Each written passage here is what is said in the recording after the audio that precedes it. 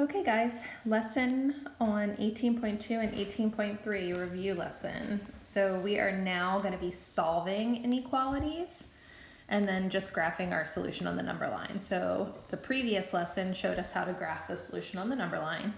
And we've done some solving with linear equations as well. And this is not much different. The only thing that I will say is that when you're solving an inequality, you want to make sure that the variable is on the left. And if we divide or multiply by a negative number, we have to remember to flip the inequality. So here we go, let's get started. I am looking at 8x minus 5 is less than or equal to 1. I'm going to solve for x just as if I was solving for x in an equation. So the first thing I need to do is I need to get rid of this minus 5. The opposite of subtraction is addition, so I'm going to add 5 to both sides. Okay, the 5's cancel on the left, and now I'm left with just 8x on the left is less than or equal to 1 plus 5 is 6. Okay. The x is not by itself on the left-hand side yet, it's attached to that 8, and whenever we have a number attached to a variable and we don't see an operation, that means multiplication. So instead of multiplying, I'm going to divide to get rid of that 8. And then that's going to leave me with x is less than or equal to 6/8 or 3/4 or 0.75. Whatever you have is fine. Okay. So then just the review on graphing it. So when I graph, I need a closed circle on 0.75 because it's less than or equal to. So I'm just going to put 0.75 with a closed circle. And then because it's less than, I am shading to the left. Okay, next one, example number 2. So we have variables on both sides here. Remember, we want our variable to be on the left whenever we're dealing with inequalities. So I am going to start by moving this 3x to the other side using subtraction.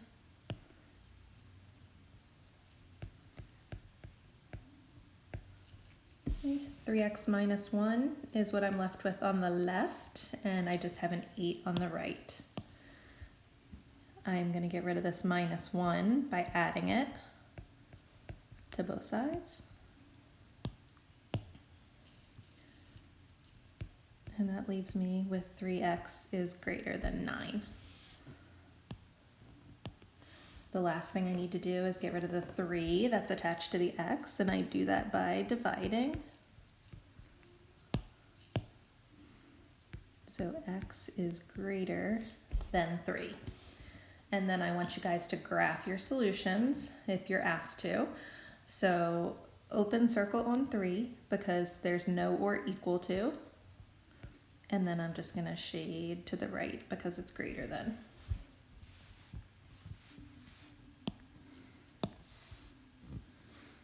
Okay, remember those success criteria from solving. Okay, we always want to distribute first if we have the opportunity to distribute, and in number 3 we do.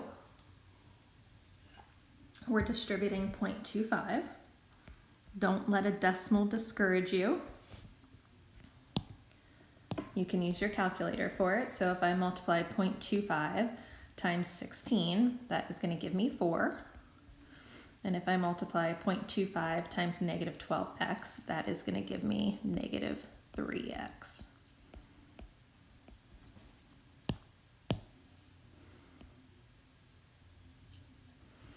Okay. Again, just trying to get x by itself. So I need to get rid of this 4. It's a plus 4. I know that because there's no negative sign in front of it. So I'm going to subtract 4 from both sides. And then that leaves me with negative 3x is less than or equal to 27. To get x by itself, I need to divide by this negative 3. Because we're dealing with an inequality, remember when we divide by a negative, we have to flip the inequality sign. So we have to change it to greater than or equal to. And I'm gonna put a little note here. Divide by a negative. Flip the inequality.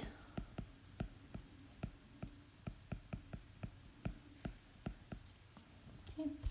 So the solution that we're graphing is actually x is greater than or equal to -9. Because it's greater than or equal to, this should be a closed circle at -9. And greater than means we shade to the right.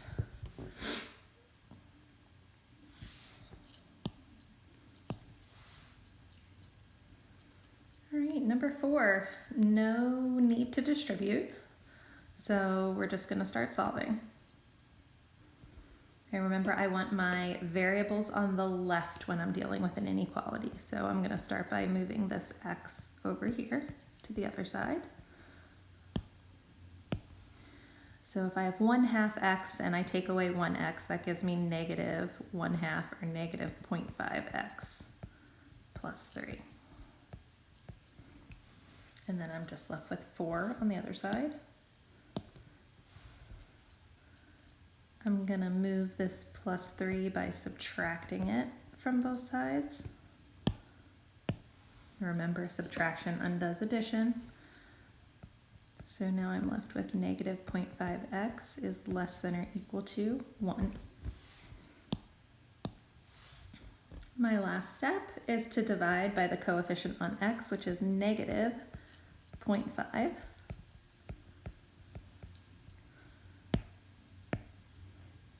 Okay, when I divide by a negative, I flip the inequality. So make sure that we flip the inequality to greater than or equal to. And you can punch in your calculator. 1 divided by -0.5 is -2.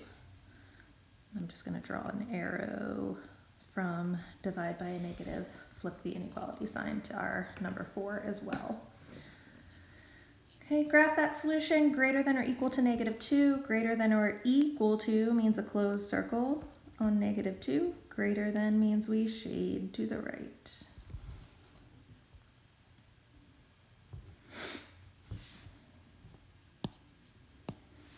Okay, your last two. These are your level 3 problems. So these are more complicated. They involve distribution, possibly more than once, and they involve moving lots of things around. So we'll take it step by step. With number 5, I need to distribute. That should be the first thing that you do if you see that you need to. So I have 3 is less than 3 times -5x gives me -15x, and 3 times 16 is 48.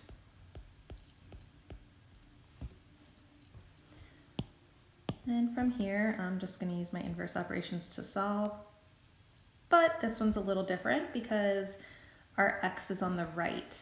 And if you remember, I've said it several times during this lesson, we want our variable on the left. So the first thing I'm gonna do is move this 15x to the other side by adding it. Okay, 15x and 3 are not like terms, so I cannot combine them. So we're just gonna leave that as 15x plus 3. And now we're back to just straight solving. So I remove the plus 3 by subtracting it. And that leaves me with 15x is less than 45. My last step is to divide by the coefficient on x. So I'm dividing both sides by 15.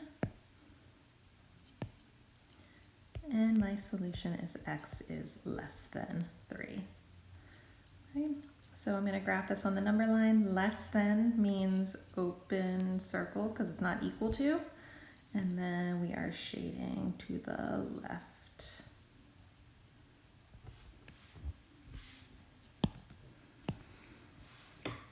All right, number 6, I might call this one a level 4. This one is got a lot going on. So let's take it slow and let's remember to go through our success criteria. So we're just gonna start with distributing. So I have a 4 that I need to distribute and I have a 5 that I need to distribute. Everything else just rides along. So this 5x is just riding along. I distribute the 4. 4 times x is 4x. 4 times -1 is -4. Okay, this 2 is just riding along, and I need to distribute the 5. 5 times 2 is 10. 5 times x is 5x. Okay, then we're looking to see, is there anything that we can clean up by combining like terms on each side? So on the left, I have 5x and 4x that I can combine. And on the right, I have 2 and 10. So 5x and 4x gives me 9x. I still have the -4. 2 and 10 give me 12. And I still have the 5x.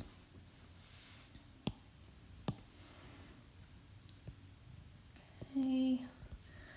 Success criteria, last one, use inverse operations to get x by itself on the left. So I'm gonna start by moving 5x over to the left side by subtraction. Okay, 4x is what I get when I take 5 away from 9.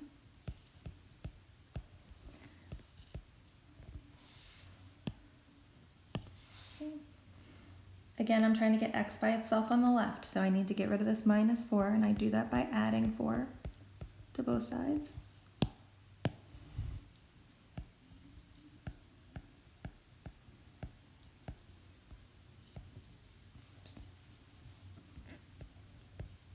And 12 plus 4 is 16. My last step, I need to divide both sides by 4, and then we'll have x all by itself.